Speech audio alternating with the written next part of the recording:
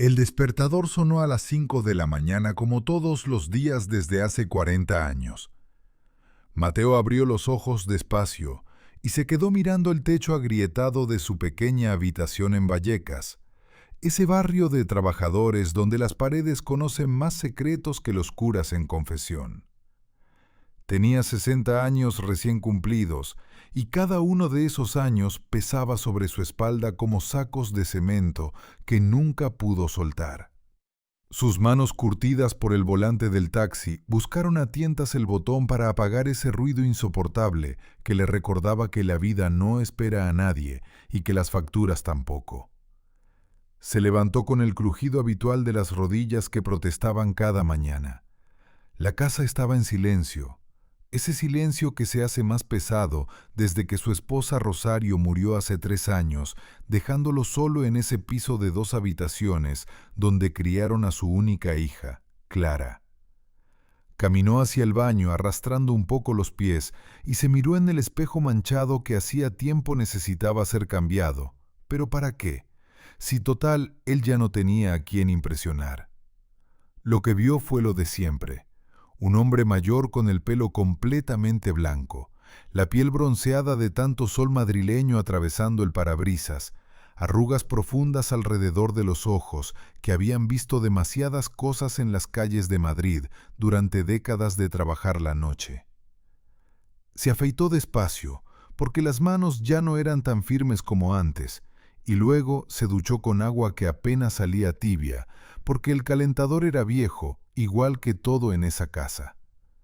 Se vistió con lo que siempre usaba para trabajar, unos pantalones oscuros algo gastados en las rodillas, una camisa blanca de manga corta que Rosario le había planchado justo antes de morir y que él seguía usando como si fuera un amuleto, y sus zapatos negros de suela gastada que conocían cada calle, cada bache, cada esquina de la ciudad mejor que cualquier GPS moderno.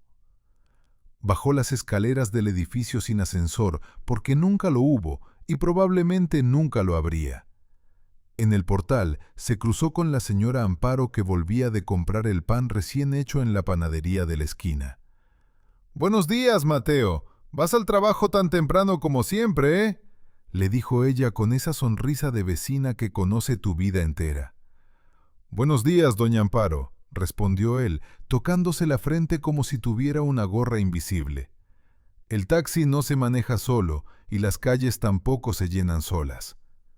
La mujer asintió con esa comprensión que solo tienen las personas que han vivido toda su vida en barrios donde trabajar duro no es una virtud, sino una necesidad. Su taxi estaba aparcado justo enfrente como todas las noches.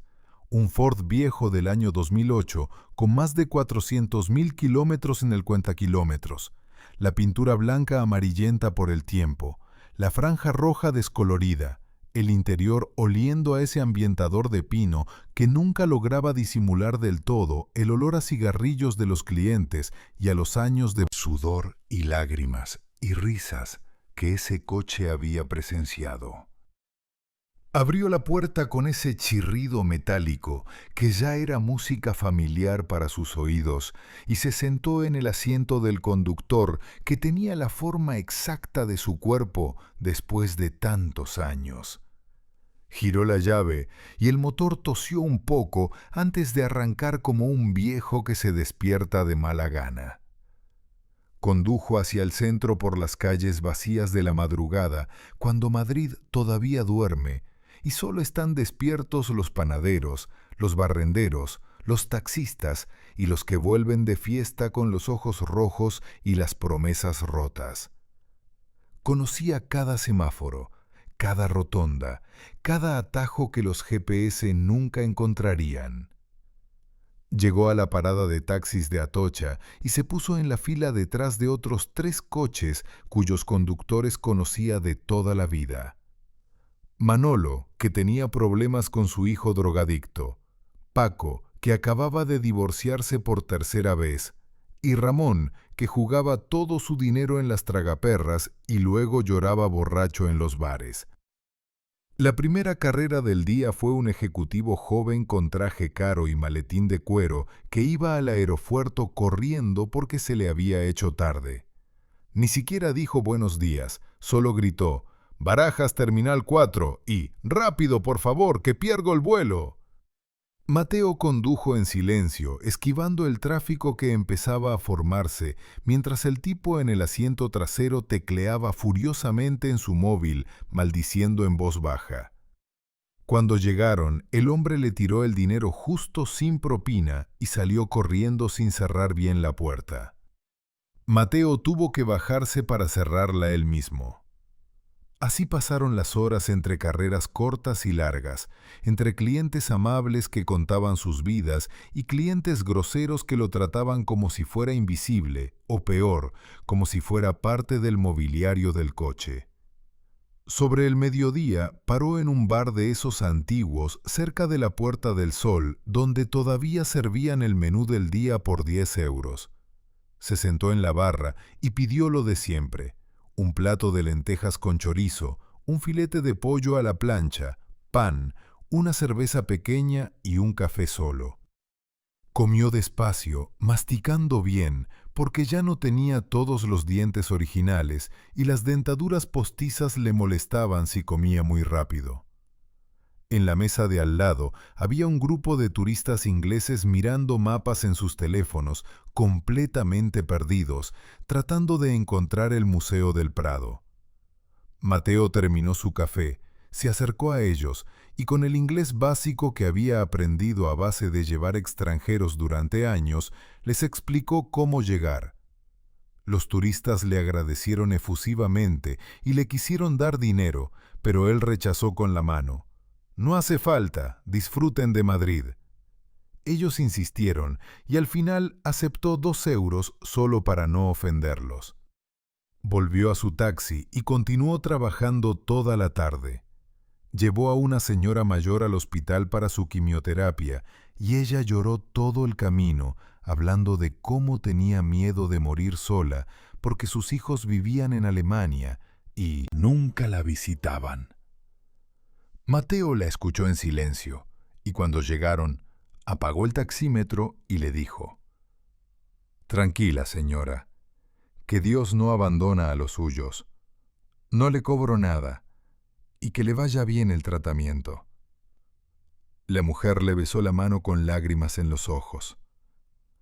Eran casi las 8 de la noche, cuando sonó su teléfono móvil viejo con la pantalla rota que se negaba a cambiar porque ¿para qué gastar dinero en tonterías? Era su hija, Clara. «Papá, ¿dónde estás?», preguntó ella con esa voz que últimamente sonaba diferente, como más lejana, como si estuviera hablando con un conocido y no con su padre. «Trabajando, hija, como siempre», respondió él. «¿Por qué me llamas?». «Tenemos que hablar», dijo ella. «Es importante. ¿Puedes venir a casa?». «¿A tu casa?», preguntó Mateo sorprendido, porque hacía meses que Clara no lo invitaba a la casa que compartía con su prometido Alejandro en Las Rosas, ese barrio de ricos donde él se sentía fuera de lugar cada vez que iba. «Sí, papá, a mi casa», insistió Clara. «Es sobre la boda». Mateo sintió un nudo en el estómago. La boda de Clara estaba programada para dentro de 2 semanas y él había estado ahorrando cada céntimo, cada euro, cada propina durante los últimos 2 años para poder pagarle a su hija la boda que ella soñaba. Se había quedado sin vacaciones, había trabajado turnos dobles, había comido menos, había apagado la calefacción en invierno para ahorrar, todo para que su niña tuviera su día especial. «Vale, hija, voy para allá», dijo él, tratando de ocultar el cansancio en su voz. Condujo hacia Las Rosas por la autopista mientras el sol se ponía pintando el cielo de naranja y rojo. Pasó por delante de las casas enormes con jardines perfectos, coches alemanes aparcados en las entradas, piscinas que brillaban como joyas azules. Llegó a la urbanización cerrada donde vivía Clara, y el guardia de seguridad lo miró con desconfianza, como siempre, hasta que llamó por teléfono para confirmar que sí tenía permiso para entrar. El guardia le hizo una seña con la mano, como si le estuviera haciendo un favor enorme. La casa de Clara era una de esas construcciones modernas de 2 plantas, con grandes ventanales y un jardín delantero con césped tan verde y perfecto que parecía de plástico. Aparcó su viejo taxi al lado del BMW negro de Alejandro y de inmediato se sintió como un mendigo en un palacio. Llamó al timbre y esperó. La puerta se abrió y apareció Clara, su niña, su única razón para seguir levantándose cada mañana a las 5. Pero algo era diferente en ella. Llevaba un vestido elegante que probablemente costaba más que lo que él ganaba en un mes. El pelo recogido en un moño sofisticado, maquillaje perfecto, y cuando lo miró, había algo en sus ojos que no era exactamente frialdad, pero tampoco era el cariño de antes. «Hola, papá, pasa», dijo ella haciéndose a un lado. Mateo entró limpiándose los zapatos en el felpudo varias veces, aunque no traía barro, porque tenía ese miedo constante de ensuciar algo en esa casa tan limpia, tan blanca, tan perfecta. El interior olía a velas caras y a ambientadores de marca. Todo era minimalista y moderno, cuadros abstractos en las paredes que él nunca entendió, muebles de diseño que se veían bonitos pero incómodos. Alejandro estaba sentado en el sofá mirando su portátil. Levantó la vista apenas un segundo y saludó sin levantarse. «Hola, Mateo», dijo usando su nombre de pila sin el respeto del don o del señor, algo que siempre le molestaba pero que nunca mencionaba. «Siéntate, papá», dijo Clara señalando una silla cerca de la mesa del comedor. Mateo se sentó sintiendo cómo su espalda cansada agradecía el descanso. Clara y Alejandro intercambiaron una mirada, una de esas miradas de pareja que hablan sin palabras, y luego ella se sentó frente a su padre mientras Alejandro cerraba el portátil y se acercaba quedándose de pie detrás de Clara con las manos apoyadas en el respaldo de la silla de ella en una postura que parecía decir: «Yo la protejo, yo estoy al mando aquí». «Papá», empezó Clara y Mateo notó de inmediato que iba a decir algo que no le gustaría. «Hemos estado pensando mucho Alejandro y yo sobre la boda». Mateo asintió esperando, sintiendo cómo su corazón latía un poco más rápido. «Ya sabes que hemos trabajado muy duro para llegar donde estamos», continuó ella sin mirarlo a los ojos. «Alejandro tiene un puesto muy importante en su empresa. Yo acabo de ser ascendida a directora de marketing y bueno, la boda es un evento muy grande, muy importante, donde va a venir mucha gente importante». Mateo seguía sin entender a dónde iba todo esto. Clara se mordió el labio inferior como hacía desde niña cuando tenía que decir algo difícil. «Papá, tú sabes que te quiero mucho», dijo ella, y esas palabras sonaron como el preludio de algo terrible. «Pero Alejandro y yo hemos estado hablando y creemos que sería mejor que en la boda, bueno, que tú no te presentes exactamente como mi padre». Las palabras quedaron flotando en el aire como cuchillos invisibles. Mateo parpadeó confundido. «¿Cómo que no me presente como tu padre?», preguntó con voz suave, tratando de entender. Alejandro se aclaró la garganta y habló con esa voz de ejecutivo acostumbrado a dar órdenes. «Mira, Mateo, lo que pasa es que muchos de nuestros invitados son gente de mucho nivel, socios de mi bufete, clientes importantes, la familia de Clara que tiene una posición social considerable». Su familia, pensó Mateo con amargura, como si él no fuera parte de esa familia. «Y bueno», continuó Alejandro, «no queremos que haya malentendidos o situaciones incómodas. Tú entiendes, ¿verdad? Es solo por imagen». Mateo sintió como si le hubieran vaciado el pecho como una cuchara.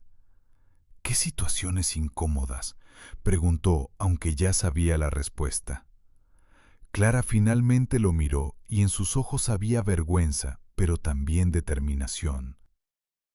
Papá, la gente va a preguntar a qué te dedicas, dónde vives. Y bueno, un taxista de Vallecas no es.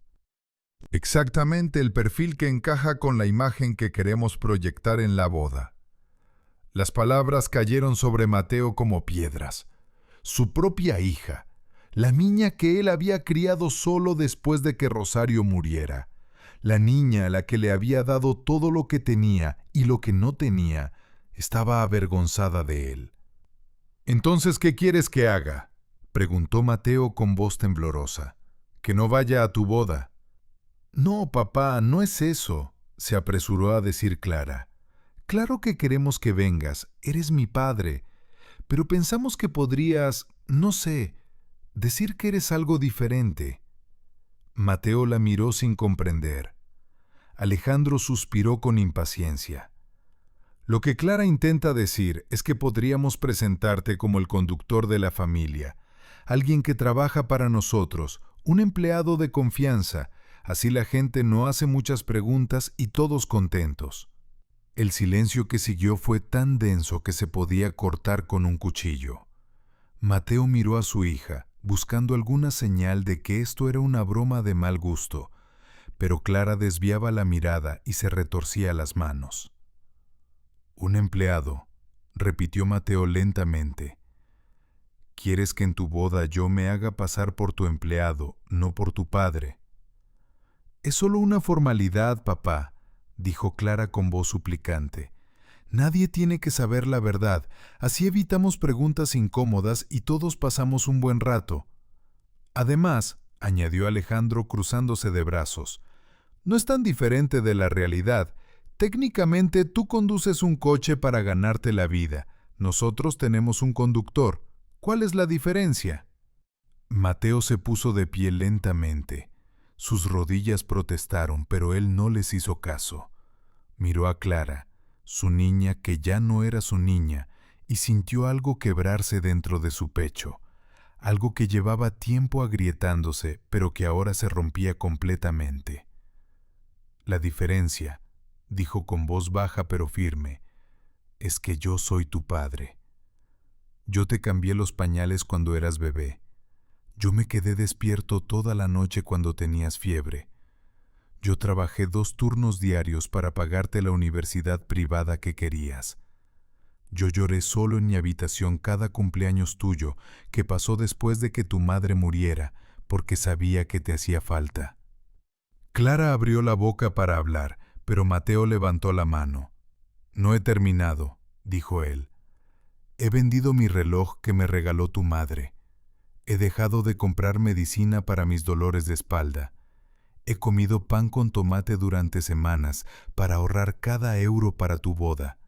Y ahora me dices que quieres que me presente como tu empleado, como el conductor de la familia, como si yo fuera una vergüenza que hay que esconder». «Papá, no es personal», intentó explicar Clara con lágrimas en los ojos, pero Mateo ya estaba caminando hacia la puerta. «Es muy personal, Clara», dijo él sin voltear. «Es lo más personal que hay».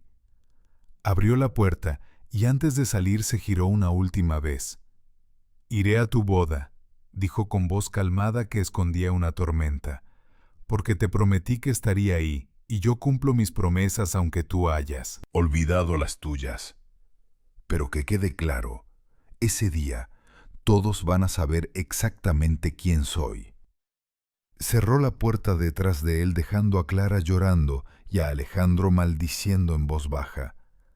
Subió a su taxi y se quedó sentado en el asiento del conductor con las manos en el volante, temblando de rabia y dolor. No lloró, porque los hombres de su generación no lloraban, o al menos no donde alguien pudiera verlos, pero sintió cada una de las lágrimas que no salieron, acumulándose en su garganta como un nudo que no lo dejaba respirar. Arrancó el coche y condujo de vuelta a Vallecas por la autopista oscura, las luces de la ciudad borrosas por la rabia que sentía. Cuando llegó a su piso, subió las escaleras despacio, entró en su casa vacía y se sirvió un vaso del whisky barato que guardaba para ocasiones especiales o para momentos como este. Cuando el mundo te recuerda que no importa cuánto ames a alguien, ellos pueden elegir no amarte de vuelta con la misma intensidad. Se sentó en su sofá viejo con el vaso en la mano y miró las fotos en la pared. Fotos de Clara de bebé, de Clara en su primera comunión, con ese vestido blanco que Rosario había cosido a mano. De Clara en su graduación universitaria, sonriendo radiante, mientras Mateo estaba a su lado orgulloso con su único traje planchado. Se preguntó en qué momento exacto había perdido a su hija. En qué momento ella había decidido que él no era suficiente, que su amor no era suficiente, que su sacrificio no era suficiente. Los 2 días que faltaban para la boda pasaron como una condena lenta y tortuosa. Mateo seguía conduciendo su taxi por las calles de Madrid, pero su mente estaba en otro lugar, atrapada en ese loop infinito de recuerdos y dolor. Cada vez que recogía una pareja joven que iba riéndose y besándose en el asiento trasero, pensaba en cómo él había criado a Clara para que ella pudiera tener esa felicidad. Y ahora, esa misma felicidad venía acompañada de su propia humillación. No dormía bien. Se despertaba a las 3 de la madrugada con el corazón acelerado y la mente dándole vueltas a lo mismo una y otra vez. Debería no ir, pensaba. Debería dejar que celebren su boda perfecta sin la presencia embarazosa de un viejo taxista. Pero luego recordaba la promesa que le había hecho a Rosario en su lecho de muerte. Cuida de nuestra niña, haz que sea feliz.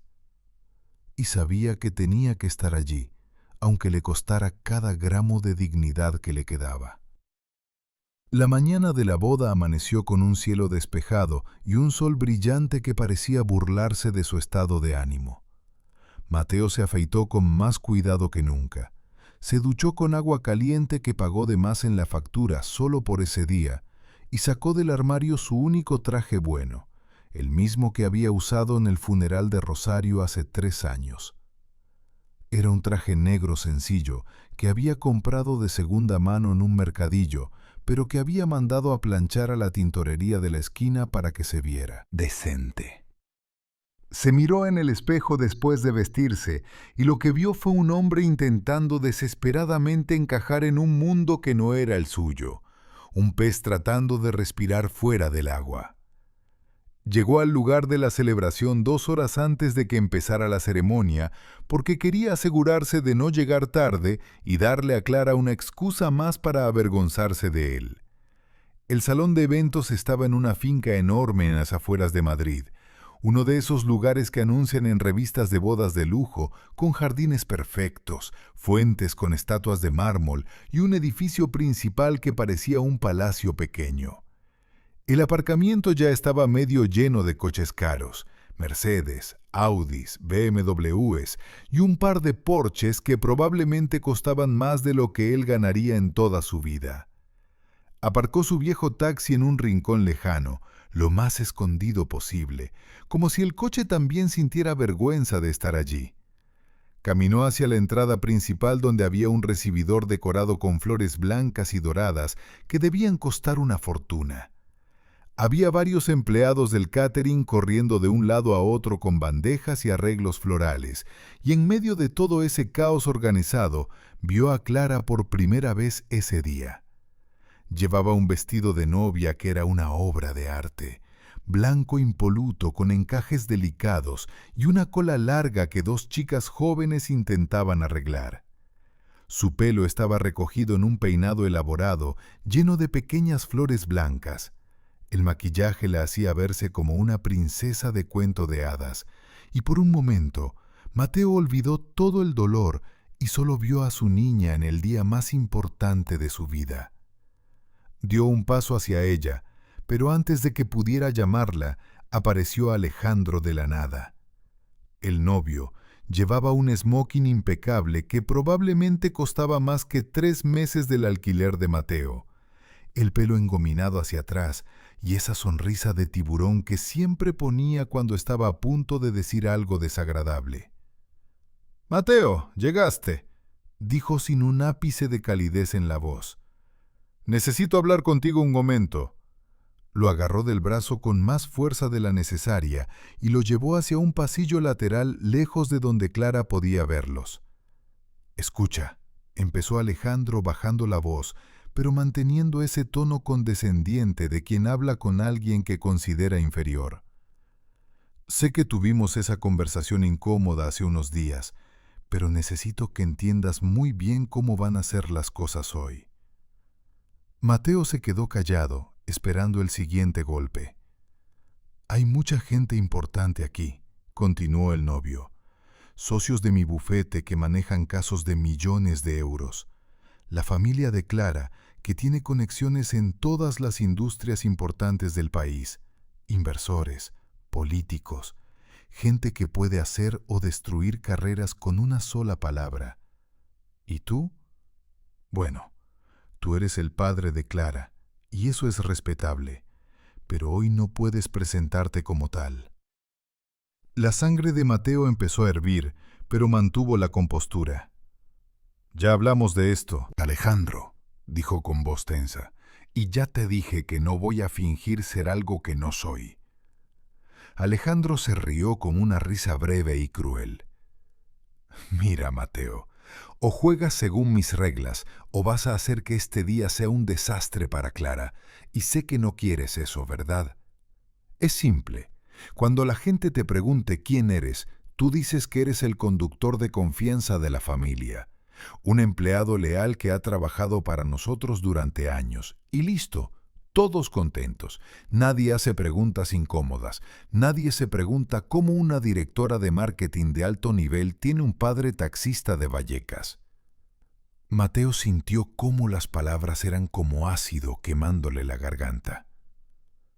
«¿Y si no acepto?», preguntó aunque sabía la respuesta. Alejandro se encogió de hombros. «Entonces vas a arruinar la boda de tu hija. Vas a hacer que todos sus amigos y colegas se rían de ella. Vas a destruir la imagen que tanto nos ha costado construir. Y créeme, Mateo, Clara nunca te lo va a perdonar. Ya ha sido suficientemente difícil convencerla de que te dejara venir. No lo hagas más complicado». En ese momento, Clara apareció al final del pasillo. «Papá», llamó ella con voz nerviosa. «¿Todo bien?». Alejandro le lanzó una mirada de advertencia a Mateo antes de sonreír ampliamente y gritar de vuelta. «Todo perfecto, mi amor. Solo estaba poniéndome al día con Mateo». Se acercó a Mateo y le susurró al oído antes de irse. «Piénsalo bien, viejo. Hoy puedes ser el héroe callado o el villano vergonzoso. Tú eliges».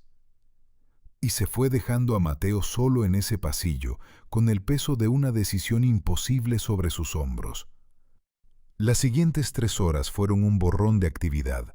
Mateo se quedó en un rincón durante la ceremonia, viendo cómo Clara caminaba por el pasillo del brazo de un tío suyo que apenas conocía, porque Alejandro había decidido que sería más apropiado que un empresario la llevara al altar en lugar de un taxista. Vio cómo intercambiaban los votos, cómo se besaban bajo el arco de flores blancas, cómo todos aplaudían y lloraban de felicidad. Y él también aplaudió con las manos que temblaban no de emoción, sino de rabia contenida. Después de la ceremonia, todos se movieron al salón principal para la recepción, y ahí fue donde el verdadero infierno comenzó. El salón de baile era espectacular. Techos altos con lámparas de cristal que colgaban como lágrimas brillantes, mesas redondas decoradas con manteles blancos y centros de mesa elaborados, una pista de baile en el centro y un escenario al fondo donde había una banda de música en vivo. Había fácilmente 200 personas allí, todos vestidos con sus mejores galas, las mujeres con vestidos de diseñador y joyas que brillaban bajo las luces, los hombres con smoking o trajes caros, y Mateo, con su traje de segunda mano, sintiéndose como un mendigo que se había colado en un palacio. Encontró su lugar en una de las mesas del fondo, lo más lejos posible de la mesa principal donde Clara y Alejandro se sentaban, como los reyes de la noche. Ni siquiera estaba en una mesa con familia. Estaba sentado con desconocidos que resultaron ser empleados de bajo nivel de alguna empresa asociada al bufete de Alejandro. Lo saludaron con indiferencia y siguieron con sus conversaciones sobre cosas que él no entendía ni le importaban.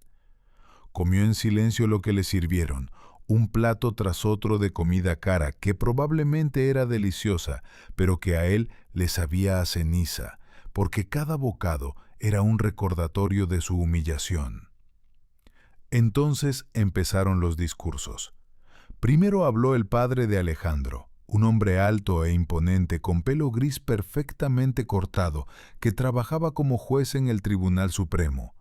Habló sobre la importancia de la familia, sobre los valores, sobre el futuro brillante que esperaba a los novios, y todo el mundo aplaudió con entusiasmo. Luego habló la madre de Alejandro, una mujer elegante con un vestido azul oscuro que hablaba con ese acento de clase alta que Mateo solo había escuchado en películas. Ella habló sobre Clara, sobre qué maravillosa nuera era, sobre cómo se habían enamorado de ella desde el primer momento, y Clara sonreía radiante desde su mesa. Nadie mencionó a Mateo. Nadie dijo ni una palabra sobre el padre de la novia. Era como si él no existiera, como si Clara hubiera nacido de la nada y hubiera llegado a este mundo ya adulta y perfecta, sin necesidad de alguien que la criara. Mateo apretaba su copa de vino con tanta fuerza que pensó que podría romperla. Miró a Clara, buscando alguna señal de que ella se había dado cuenta de la omisión, pero ella estaba demasiado ocupada riéndose de algo que Alejandro le susurraba al oído. Y entonces sucedió el momento que Mateo recordaría por el resto de su vida. Alejandro se puso de pie, tomó el micrófono y empezó su discurso. Comenzó agradeciendo a todos por venir. Habló sobre lo feliz que era, sobre cómo Clara era la mujer de sus sueños, todo lo típico que se dice en las bodas. Pero luego, con esa sonrisa arrogante que a Mateo ya le resultaba insoportable, decidió hacer una broma. «Quiero agradecer especialmente», dijo arrastrando las palabras, «a todas las personas que nos ayudan día a día, a los que trabajan entre bambalinas para hacer posible nuestra vida cómoda». La gente empezó a aplaudir educadamente sin saber bien a dónde iba esto. Y en especial, continuó Alejandro con una risa, quiero agradecer al conductor de nuestra familia, al buen Mateo, que está por ahí sentado en alguna mesa del fondo. Señaló vagamente hacia donde estaba Mateo y algunas personas voltearon a mirar. Sin él no podríamos movernos por Madrid con tanta facilidad. Es como parte de los muebles de la familia. Siempre está ahí cuando lo necesitamos para llevarnos de un lado a otro. Algunos invitados rieron pensando que era una broma simpática. Otros intercambiaron miradas confundidas. Mateo sintió cómo el mundo se detenía. Conductor de la familia, parte de los muebles. Las palabras resonaban en su cabeza como campanadas de iglesia anunciando una ejecución. Miró a Clara, esperando desesperadamente que ella dijera algo, que lo corrigiera, que defendiera a su padre. Pero Clara solo bajó la mirada a su plato con las mejillas rojas de vergüenza, sin decir absolutamente nada. Ese silencio dolió más que 1000 palabras crueles. Alejandro continuó con su discurso sin darse cuenta o sin importarle el daño que había causado. Habló más sobre sus planes de futuro, sobre la luna de miel en las Maldivas, sobre lo felices que serían. Cuando terminó, todos aplaudieron entusiastamente y la música empezó a sonar otra vez. Mateo se quedó sentado en su silla, incapaz de moverse, sintiendo cómo cada célula de su cuerpo ardía de humillación y rabia. Los compañeros de mesa lo miraban ahora de manera diferente, con esa mezcla de lástima y desdén que se reserva para los sirvientes. Se levantó lentamente de la mesa y caminó hacia el baño con las piernas que apenas lo sostenían. Se encerró en uno de los cubículos y se quedó ahí de pie, con las manos apoyadas en la pared, respirando profundo, tratando de no derrumbarse. Había soportado muchas cosas en su vida: la pobreza, la muerte de su esposa, las noches sin dormir trabajando turnos dobles, pero esto era diferente. Esto era su propia hija eligiendo a un hombre arrogante sobre el padre que le había dado todo. Esto era el repudio más absoluto que un hijo puede hacer de un padre. Salió del baño después de 10 minutos, cuando logró calmarse lo suficiente como para no hacer un escándalo. Pero algo había cambiado dentro de él. Ya no era el Mateo que había llegado a esta boda, dispuesto a aguantar cualquier cosa por el bien de su hija. Era un hombre que acababa de darse cuenta de que ya no tenía nada que perder. Caminó de vuelta al salón, pero esta vez no fue a su mesa del fondo. Esta vez caminó directamente hacia el escenario donde la banda acababa de terminar una canción. El líder de la banda lo vio acercarse y le preguntó si necesitaba algo. Mateo, con una calma que no sentía, le pidió el micrófono. El músico dudó un momento, mirando hacia la mesa principal, donde Alejandro y Clara conversaban ajenos a lo que estaba pasando. «Necesito decir algo», insistió Mateo con voz firme. «Solo será un minuto». El músico finalmente le entregó el micrófono con un encogimiento de hombros. Mateo subió al pequeño escenario y el sonido de sus zapatos sobre la madera hizo que algunas personas voltearan. Cuando levantó el micrófono y el sonido del feedback resonó por los altavoces, toda la sala se quedó en silencio. Las conversaciones se detuvieron, la gente dejó sus copas sobre las mesas, las risas se congelaron en las gargantas. Mateo podía ver cómo Clara se ponía pálida, cómo Alejandro fruncía el ceño confundido, cómo los padres del novio se miraban entre ellos preguntándose qué demonios estaba pasando. «Buenas noches a todos», empezó Mateo con voz tranquila que contrastaba con la tormenta que sentía por dentro. Su acento de barrio obrero era inconfundible en ese salón lleno de gente de clase alta. «Sé que no soy el tipo de persona que ustedes esperaban ver aquí en el escenario. No soy un empresario exitoso, ni un juez, ni un político». Hizo una pausa, dejando que sus palabras flotaran en el aire denso. «Soy solo un taxista de Vallecas, un viejo que conduce un coche viejo por las calles de Madrid para ganarse la vida». Podía escuchar algunos murmullos entre la audiencia. Alejandro ya se estaba poniendo de pie con la cara roja de furia, pero Mateo levantó una mano. «Déjame terminar», dijo con una autoridad que sorprendió incluso a él mismo. «Porque hay algo que ustedes no saben, algo que ni siquiera el novio sabe». Clara estaba ahora de pie también, con los ojos muy abiertos, llenos de lágrimas y algo que parecía miedo. «Hace 18 años», continuó Mateo, «yo estaba conduciendo mi taxi en una noche de tormenta terrible, de esas que hacen que la gente cuerda se quede en casa. Era las 3 de la madrugada y las calles estaban vacías y oscuras. Iba por la M30 cuando vi algo en la carretera. Primero pensé que era basura o un animal atropellado, pero cuando me acerqué vi que era un coche volcado contra la barrera de protección». El silencio en el salón era ahora absoluto. Nadie se movía. Todos estaban hipnotizados por las palabras de este viejo taxista. «Me bajé de mi taxi bajo la lluvia que caía como si el cielo se estuviera vaciando y corrí hacia el coche accidentado. Había un hombre dentro, inconsciente, sangrando de la cabeza, el pecho aplastado contra el volante. Intenté abrir la puerta, pero estaba trabada, así que tuve que romper la ventana con mis propias manos». Mateo levantó sus manos mostrándolas a la audiencia, esas manos que todavía llevaban las cicatrices de aquella noche. «Me corté feo, pero no me importó. Saqué al hombre del coche justo antes de que empezara a arder. Lo puse en el suelo y le hice respiración boca a boca porque no respiraba. Presioné su pecho hasta que mis brazos no daban más. Algunos invitados se llevaban las manos a la boca. Alejandro se había vuelto a sentar lentamente, con la cara que había perdido todo su color. Llamé a la ambulancia y esperé con él en esa carretera mojada bajo la lluvia durante 20 minutos, que se sintieron como 20 horas.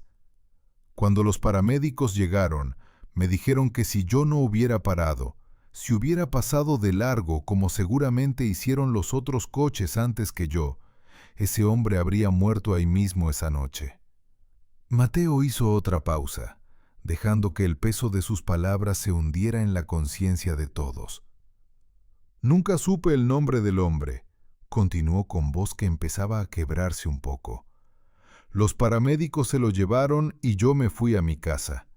Me curé las manos como pude y seguí trabajando porque las facturas no se pagan solas. Pero cada año desde entonces, en el aniversario de esa noche, recibía un ramo de flores en mi puerta con una nota que decía: «Gracias por salvarme la vida». Nunca había una firma, solo esas palabras. Durante 18 años recibí esas flores sin saber quién las mandaba.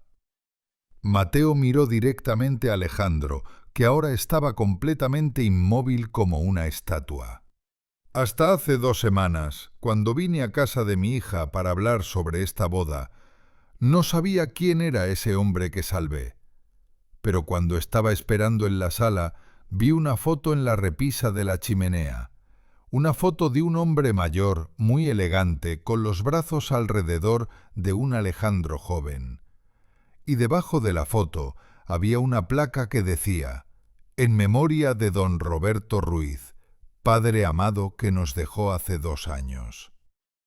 La voz de Mateo se hizo más fuerte, ahora cargada de una emoción contenida durante tanto tiempo. Reconocí esa cara inmediatamente. Era el mismo hombre que saqué de ese coche en llamas hace 18 años. El salón explotó en murmullos y exclamaciones ahogadas. Alejandro se había puesto de pie nuevamente, pero ahora temblaba visiblemente. Su madre, que estaba a su lado, se llevó las manos a la cara y empezó a llorar. «Así que, Alejandro», dijo Mateo mirándolo directamente a los ojos, «cuando me llamas el conductor de la familia, cuando me tratas como parte de los muebles, cuando me haces sentir que no soy digno de estar aquí, quiero que sepas algo. Si yo esa noche hubiera decidido no parar mi taxi, si hubiera pensado que no era mi problema, si hubiera seguido de largo, como probablemente hiciste tú 1000 veces en tu vida cuando ves a alguien que necesita ayuda, tu padre habría muerto esa noche. Y si tu padre hubiera muerto esa noche, tú no habrías ido a esa universidad cara, no habrías tenido esa carrera exitosa y definitivamente no estarías aquí hoy casándote con mi hija». Las palabras cayeron sobre la sala como una bomba. Mateo bajó el micrófono lentamente y lo dejó sobre el escenario. «Así que sí», continuó ahora sin el micrófono, pero con voz lo suficientemente fuerte para que todos escucharan. «Soy un taxista pobre de Vallecas. Mis manos están callosas de tanto agarrar el volante. Mi espalda está jodida de tanto conducir y mi cuenta bancaria está vacía porque gasté cada euro que tenía en la boda de mi hija. Pero esa noche, bajo la lluvia, cuando tu padre te necesitaba y tú ni siquiera sabías que estaba en peligro, este taxista pobre fue el único que se detuvo, el único que se manchó las manos de sangre, el único que le dio una segunda oportunidad a la vida». Bajó del escenario y empezó a caminar hacia la salida. El silencio era tan denso que se podía escuchar cada uno de sus pasos sobre el suelo de mármol. Clara corrió hacia él con lágrimas corriendo por su cara, arruinando su maquillaje perfecto. «¡Papá!», gritó ella. «¡Papá, espera, por favor!». Pero Mateo no se detuvo. Siguió caminando hacia la puerta con la cabeza alta, por primera vez en toda la noche. Detrás de él podía escuchar el caos que se desataba, voces subiendo, alguien llorando, Alejandro gritando algo incoherente. Pero ya nada de eso le importaba. Había dicho su verdad, y eso era suficiente. Mateo salió del salón de eventos con las piernas que le pesaban como si llevara cadenas invisibles. El aire fresco de la noche lo golpeó en la cara y por primera vez en horas sintió que podía respirar de verdad. Detrás de él escuchaba el caos que había dejado, voces que gritaban su nombre, pasos corriendo, pero no se detuvo ni miró atrás. Caminó hacia su viejo taxi aparcado en ese rincón oscuro y se sentó en el asiento del conductor con las manos en el volante, sin arrancar el motor todavía. Escuchó pasos rápidos acercándose y vio por el retrovisor cómo Clara corría hacia él con el vestido de novia arrastrándose por el suelo, manchándose de tierra. Tenía el maquillaje completamente arruinado por las lágrimas y parecía una novia de película de terror. Llegó hasta el coche y empezó a golpear la ventanilla. «¡Papá, abre, por favor!», gritaba con voz rota. «¡Papá, tenemos que hablar! ¡No te vayas así!». Mateo la miró a través del cristal y por un segundo casi cedió, pero luego recordó cómo ella había bajado la mirada cuando Alejandro lo llamó el conductor de la familia. Recordó ese silencio cobarde y giró la llave arrancando el motor. «Papá, por favor, no hagas esto», suplicaba Clara. Lo siento mucho, fue un error». Mateo bajó la ventanilla solo una rendija. «Esas palabras tendrías que habérmelas dicho hace 2 semanas, Clara», dijo con voz cansada. «Cuando me pediste que fingiera ser tu empleado, o durante la ceremonia cuando tu tío me reemplazó, o cuando tu marido me convirtió en el chiste de la noche y tú no dijiste absolutamente nada. Ahora ya es muy tarde para lo siento». «Pero papá, él no sabía», intentó explicar Clara. Mateo negó con la cabeza lentamente. «No se trata de que él supiera o no, Clara. Se trata de que tú elegiste, y elegiste mal. Cuídate, Clara». Fue todo lo que dijo antes de subir la ventanilla completamente. Metió primera y empezó a alejarse, mientras Clara corría detrás del coche gritando su nombre hasta que tropezó con el vestido y cayó de rodillas en medio del camino. Mateo la vio caer por el retrovisor y tuvo que usar toda su fuerza de voluntad para no frenar y volver. Condujo por las calles vacías, sin rumbo fijo, dejando que el coche decidiera a dónde ir. Las lágrimas empezaron a caer sin que él pudiera controlarlas. Lágrimas por Rosario, lágrimas por la Clara que ya no existía, lágrimas por él mismo y por la vida que había vivido llena de sacrificios que nadie valoró nunca. Cuando llegó a Vallecas eran casi las 3 de la madrugada, la misma hora en que había encontrado a don Roberto agonizando 18 años atrás. Se dejó caer en el sofá viejo y lloró como no había llorado nunca. Los siguientes días fueron un borrón de rutina mecánica. Mateo se levantaba a las 5, conducía su taxi, recogía clientes y repetía el ciclo como un robot. No comía bien, apenas dormía, y cuando estaba solo en el coche se descubría mirando el teléfono esperando que sonara. Pero el teléfono permanecía en silencio. El 4.º día algo cambió. Manolo se acercó a su ventanilla en la parada de taxis. «Tío, he oído lo que pasó en la boda. Todo el mundo está hablando de ello». Mateo sintió cómo la sangre se le helaba. «Alguien grabó tu discurso y lo subió a internet. Lleva días corriendo por WhatsApp. Tienes millones de visitas. Eres viral, tío. La gente te está llamando el héroe taxista». Lo que Mateo no esperaba era que el video llegara a los medios. Al día siguiente había 2 reporteros esperándolo. «Señor Mateo», gritaron con micrófonos, «¿podemos hablar sobre lo que pasó? ¿Es verdad que salvó la vida del padre del novio?». Mateo intentó esquivarlos, pero sabía que esto no terminaría así. Durante los siguientes días, su historia apareció en periódicos, en televisión, en redes sociales. Todo el mundo tenía una opinión. Entonces recibió una llamada de un número desconocido. «Señor Mateo, soy Alejandro». Mateo casi cuelga. «Necesito hablar contigo. Es importante», dijo Alejandro. «Clara también quiere verte. Por favor, necesito decirte algo que descubrí después de la boda y que lo cambia todo». Esa frase resonó en la cabeza de Mateo el resto del día. Finalmente, decidió ir esa noche. Cuando llegó a la casa, Clara abrió antes de que tocara. Estaba muy diferente, sin maquillaje, con sudadera vieja y jeans. Parecía haber envejecido años en una semana. «Papá, gracias por venir». Alejandro también se veía diferente, ojos hundidos, barba sin afeitar, la arrogancia había desaparecido. Los tres se sentaron y Alejandro sacó una caja vieja de cartón. «Esta caja la encontré en el sótano de la casa de mis padres», explicó con voz ronca. «Pertenecía a mi padre». Abrió la caja y sacó un sobre blanco con el nombre de Mateo. «Mi padre escribió esto 6 meses antes de morir. Léelo, por favor». Mateo abrió el sobre y empezó a leer en voz alta. «Querido Mateo, si estás leyendo esto significa que ya no estoy en este mundo.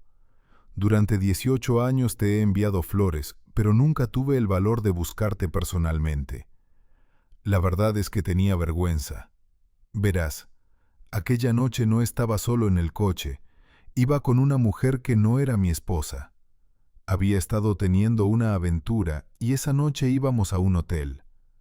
Conducía demasiado rápido, había bebido y cuando perdí el control, la mujer salió disparada por el parabrisas. Cuando tú llegaste, Mateo, ella ya estaba muerta en la carretera. Tú estabas tan concentrado en salvarme que no la viste en la oscuridad». El silencio era absoluto. Los paramédicos encontraron su cuerpo después y todo fue silenciado. Yo era juez con conexiones y logré que el accidente se reportara diferente. La familia de esa mujer nunca supo la verdad. Pero hay algo más. La carta continuaba. La mujer se llamaba Carmen Vega y estaba embarazada de 3 meses. El bebé era mío. Tu acto de heroísmo me salvó, pero no pudo salvar a la vida inocente que mi irresponsabilidad destruyó. Mateo dejó caer la carta. Toda su vida había creído que aquella noche había sido su momento de bondad pura y ahora descubría que había ayudado a un hombre que causó la muerte de una mujer inocente y su bebé. Alejandro se arrodilló frente a Mateo. «Por eso necesitaba que vinieras», dijo con voz rota. «Mi padre no era el héroe que yo creía, y yo soy como él, arrogante y ciego, tratándote como basura cuando tú fuiste el único con suficiente humanidad para detenerte esa noche». Mateo se quedó en silencio durante una eternidad. Finalmente se puso de pie. «Tu padre vivió 18 años más por lo que hice», dijo con voz cansada. «No puedo deshacer eso. Pero lo que sí puedo deshacer es mi relación con ustedes dos». Miró a Clara. «Tú elegiste su mundo sobre el mío, y yo tengo que vivir con eso». Clara intentó acercarse, pero Mateo levantó una mano. «No, Clara, ya no». Caminó hacia la puerta, pero antes de salir se giró. «Alejandro, tu padre nunca tuvo el valor de confesar lo que hizo. Tú tienes la misma decisión ahora. Puedes guardar este secreto o puedes hacer lo correcto. La familia de Carmen Vega merece saber la verdad, aunque sea 18 años tarde». Los días siguieron siendo extraños. Mateo conducía su taxi, pero cada vez que pasaba por el lugar del accidente, veía no solo a don Roberto, sino también a una mujer muerta que él nunca vio. Una mañana, 2 semanas después, encontró un sobre debajo de su puerta. Era de Clara. «Papá», decía, «Alejandro y yo fuimos ayer a la policía y confesamos todo. Va a haber una investigación. Probablemente Alejandro pierda su licencia, pero era lo correcto. También fuimos al cementerio y le pusimos una lápida nueva a Carmen Vega con su nombre y flores. No sé si eso arregla algo, pero era lo mínimo. Te amo, papá. Mateo se preparó su café solo como todas las mañanas y bajó a su taxi. En el asiento del pasajero había un ramo pequeño de flores blancas y una nota. De parte de Clara. Porque 18 años no son suficientes para agradecerte todo. Por primera vez en semanas sonrió levemente. Los meses se convirtieron en años y cada uno trajo cambios que nadie había anticipado. La investigación policial confirmó cada palabra de la carta de don Roberto. Los periódicos que antes habían llamado héroe a Mateo ahora tenían que contar una historia mucho más complicada. Una historia donde un acto de bondad había salvado a un hombre culpable de negligencia criminal. El escándalo fue enorme y destruyó completamente la reputación de la familia Ruiz, que durante décadas había sido símbolo de prestigio en los círculos legales de Madrid. Alejandro perdió no solo su trabajo, sino también su licencia para ejercer como abogado. Los compañeros que antes lo adulaban ahora cruzaban la calle para evitarlo. Su madre tuvo que mudarse al norte de España, huyendo de las miradas acusadoras de vecinos y conocidos. La Casa de las Rosas fue vendida para pagar las deudas legales que se acumularon durante el proceso judicial. Todo el imperio que don Roberto había construido sobre mentiras se derrumbó como un castillo de naipes bajo la lluvia. Clara, por su parte, encontró trabajo en una pequeña agencia de marketing muy lejos del mundo glamuroso donde había intentado encajar. Ganaba la mitad de lo que ganaba antes, pero cuando volvió a vivir con Mateo en el pequeño piso de Vallecas, descubrió algo que había olvidado. La paz que viene de vivir sin pretensiones, sin tener que demostrarle nada a nadie. Los vecinos que la habían visto crecer la recibieron con los brazos abiertos. La señora Amparo le preparaba caldo cuando estaba resfriada. El panadero de la esquina le guardaba las mejores barras de pan. Y por primera vez en años, Clara sintió que pertenecía a un lugar de verdad. Ya no se avergonzaba de decir que su padre era taxista. Al contrario, cuando alguien en su nuevo trabajo preguntaba sobre su familia, ella decía con orgullo: «Mi padre condujo un taxi durante 45 años en Madrid y fue el hombre más honesto que conocí». Sus compañeros la miraban con respeto genuino, ese respeto que no se puede comprar ni fingir. Una tarde, 6 meses después, fueron juntos al cementerio. Visitaron primero la tumba de Rosario y luego la de Carmen Vega con su nueva lápida. Carmen Vega y tu hijo nonato, siempre recordados. Mateo puso flores. Lo siento, susurró.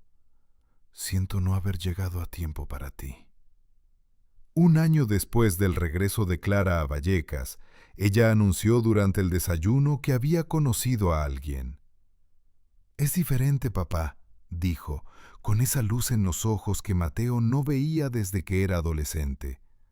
Trabaja como maestro en una escuela pública de Carabanchel, gana poco dinero y no tiene conexiones importantes, pero me trata como si yo fuera lo más valioso del mundo.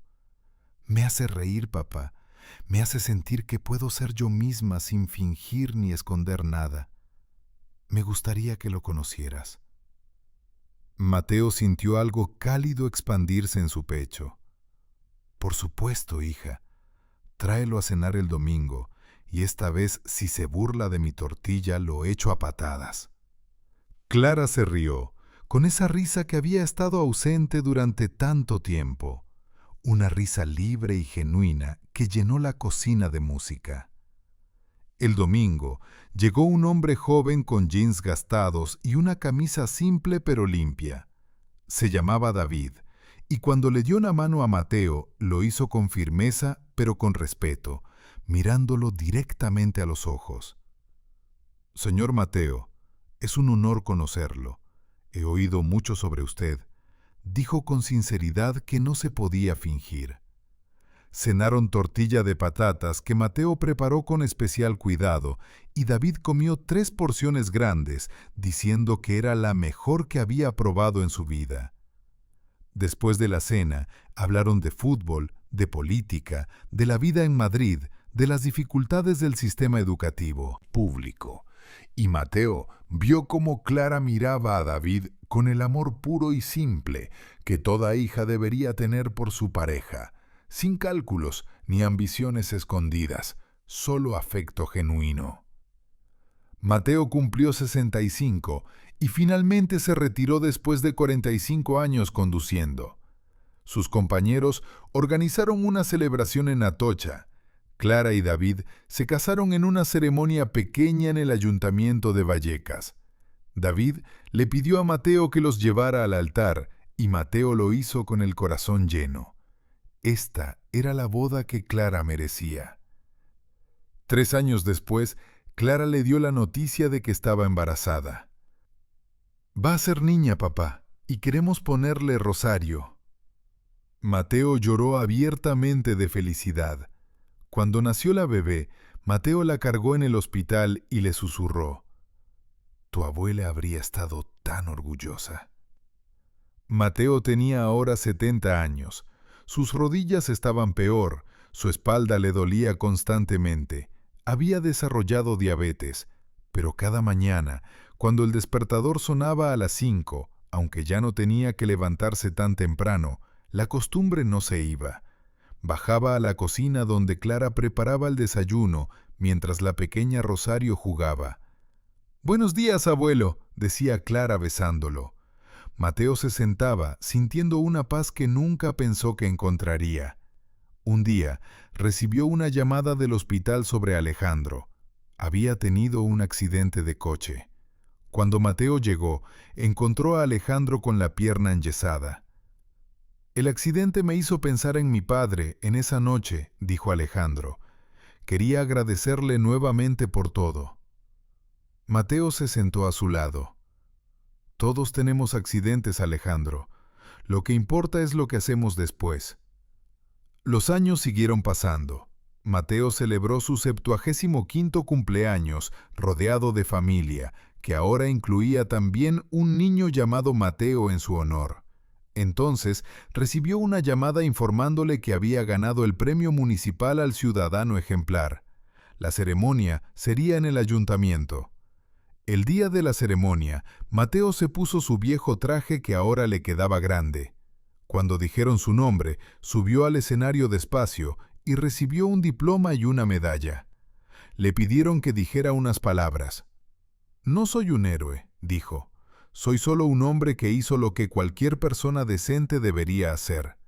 Lo que aprendí es que a veces hacer lo correcto tiene consecuencias que nunca imaginamos, pero eso no significa que dejemos de hacerlo. La dignidad se mide en cómo tratamos a los demás, especialmente cuando nadie nos está mirando».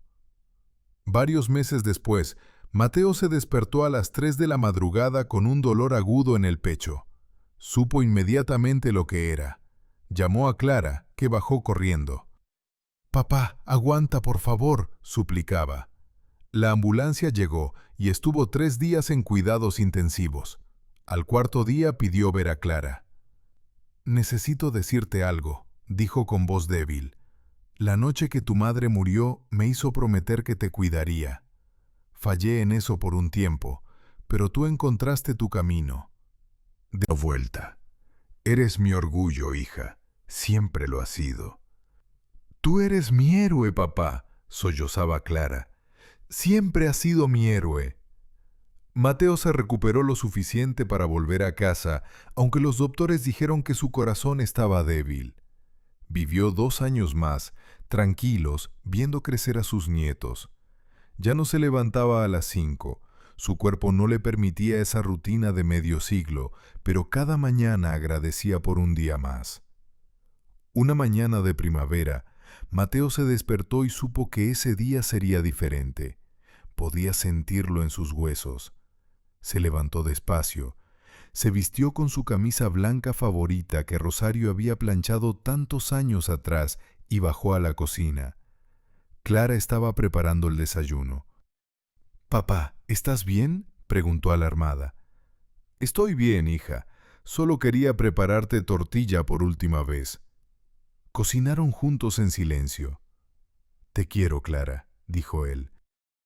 «Papá, me estás asustando». «No tengas miedo. La muerte es solo otra parte de la vida, y yo he vivido bien, he amado bien, he sido amado». Esa tarde fueron al cementerio, visitaron la tumba de Rosario. «Pronto, mi amor», le susurró Mateo. Luego, la tumba de Carmen Vega. «Lo siento», dijo, «siento no haber llegado a tiempo». Clara abrazó a su padre y ambos lloraron. Esa noche Mateo se acostó temprano, pensó en su vida, en las decisiones que había tomado, en los caminos elegidos y los no elegidos. No se arrepentía de nada porque todo lo había llevado a este momento de paz completa. Recordó el día que conoció a Rosario en un baile de barrio. Recordó el nacimiento de Clara y cómo lloró de felicidad al sostenerla por primera vez. Recordó aquella noche bajo la lluvia, cuando decidió detenerse para ayudar a un extraño, sin saber que ese acto cambiaría el curso de tantas vidas. Recordó el dolor de la traición de Clara y la dulzura de su reconciliación. Todo había valido la pena. Cada momento de sufrimiento había traído consigo una lección. Cada lágrima había regado el jardín de su sabiduría. Cerró los ojos sintiendo el peso de 77 años sobre sus párpados cansados y dejó que el sueño lo envolviera como una manta cálida tejida por las manos amorosas de todos los que había amado en su vida. A las 5 de la mañana, el despertador sonó como había sonado cada día durante 45 años. Ese sonido que había marcado el ritmo de una vida entera, dedicada al trabajo honesto y al sacrificio silencioso. Pero esta vez, Mateo no se levantó a apagarlo. Su cuerpo finalmente había decidido descansar después de tantas décadas de servicio incansable. Clara encontró a su padre una hora después cuando fue a preparar el desayuno, como hacía cada mañana desde que volvió a casa. Estaba en su cama con expresión serena, como si estuviera durmiendo profundamente, las manos cruzadas sobre el pecho, como si se hubiera preparado conscientemente para este momento final. En la mesita había una nota. «Hija mía», decía, «si estás leyendo esto, mi reloj finalmente se detuvo. No llores. Celebra que tuvimos tiempo de arreglar lo que estaba roto. Vive con dignidad. Enseña a mis nietos el valor del trabajo honesto y cuando alguien necesite ayuda, no pases de largo. Ese es mi legado. Te amo ahora y siempre». El funeral fue simple. Lo enterraron cerca de Rosario y Carmen Vega. Vinieron sus viejos amigos taxistas, vecinos de Vallecas, David con los niños y sorprendentemente Alejandro, que se quedó al fondo con lágrimas. Cuando todos se habían ido, solo quedaba Clara. Alejandro se acercó. «Lo siento, Clara. Siento todo». «Todos merecemos perdón, Alejandro», dijo ella. «Incluso tú, incluso yo». Se abrazaron brevemente y cada uno se fue por su camino. Un año después, Clara recibió una carta del ayuntamiento. Habían decidido nombrar una plaza en Vallecas en honor a Mateo. La plaza del taxista héroe tendría una placa conmemorativa. El día de la inauguración llovía suavemente. Clara estaba con su familia. Vinieron los viejos taxistas, vecinos y la hermana de Carmen Vega. Descubrieron la placa juntas. Mateo García, 1963-2038, taxista de Madrid, héroe anónimo que demostró que la verdadera grandeza se encuentra en la humildad y el servicio. Esa noche, Clara se sentó sola en la plaza bajo el banco. Habló en voz alta como si su padre pudiera oírla. «Lo lograste, papá. Le demostraste al mundo que un taxista de Vallecas vale tanto como cualquier juez. Me enseñaste que la dignidad no se compra ni se hereda, se gana cada día con cada decisión de hacer lo correcto. Te extraño, pero sé que estarías orgulloso. Entonces vio un taxi viejo detenerse y el conductor salió y caminó hacia la placa. Se quitó la gorra en señal de respeto. ¿Conoció a mi padre?, preguntó Clara. Trabajamos juntos 30 años. Era el mejor de nosotros. Usted es su hija, tiene sus ojos. Él estaría feliz de saber que lo recuerdan así, aunque probablemente diría que no merece tanto alboroto. Ambos rieron. Así era papá, humilde hasta el final. Cuando llegó a casa, encontró a David leyéndole un cuento a los niños. Se sentó en el sofá que había sido de su padre y cerró los ojos. Gracias, papá, susurró. Gracias por no rendirte conmigo. Gracias por mostrarme el camino de vuelta a casa. Gracias por ser el hombre que eras. Y en algún lugar, si los muertos pueden ver a los vivos, Mateo sonreía. Y así, en una mañana de primavera, cuando el despertador sonó a las 5 como había sonado durante 45 años, Mateo finalmente dejó de levantarse. Pero lo que Clara nunca supo es que la última imagen que su padre se llevó consigo no fue de ella llorando en su boda desastrosa con el vestido manchado de tierra, sino de ella riendo en su cocina, preparando tortilla con sus nietos, por fin orgullosa de ser hija de un taxista de Vallecas.